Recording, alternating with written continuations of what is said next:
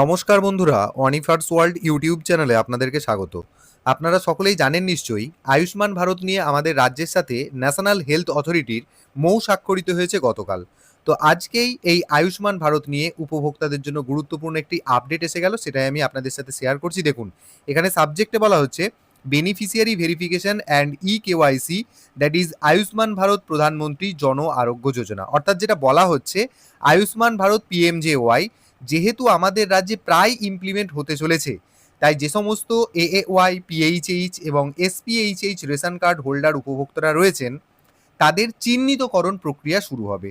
আর এই সব কার্ড হোল্ডারদের আইডেন্টিফাই করার জন্য ফিল্ড ভেরিফিকেশন শুরু হবে। এই প্রসেস 9 জুন 2026 থেকে শুরু হয়ে আগামী 25 জুন 2026 পর্যন্ত চলবে।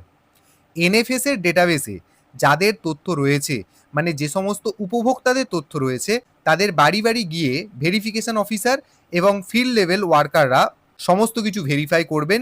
আপনাদের তথ্য ভেরিফাই করার সাথে সাথে যদি আপনারা এই প্রকল্পের জন্য এলিজিবল হন, তৎক্ষণাৎ আপনাদের কেওয়াইসিও করে দেওয়া হবে, যাদের কেওয়াইসি এখনও পেন্ডিং রয়েছে। অতএব এটা বোঝা যাচ্ছে যে পিএইচএইচ, এসপিএইচএইচ এবং এএওয়াই মানেই হয়তো দারিদ্র্যসীমা বা তার নিচে যারা রয়েছেন, তারাই আয়ুষ্মান ভারত প্রধানমন্ত্রী জন আরোগ্য যোজনার আন্ডারে আসতে চলেছেন। বাকিদের কি হতে পারে সেটা কমপ্লিট নোটিশ যতক্ষণ না আসছে ততক্ষণ কিন্তু সঠিকভাবে কিছু বলা যাবে না। সবই আনুমানিক, যেগুলো আপনারা সোশ্যাল মিডিয়াতে দেখছেন।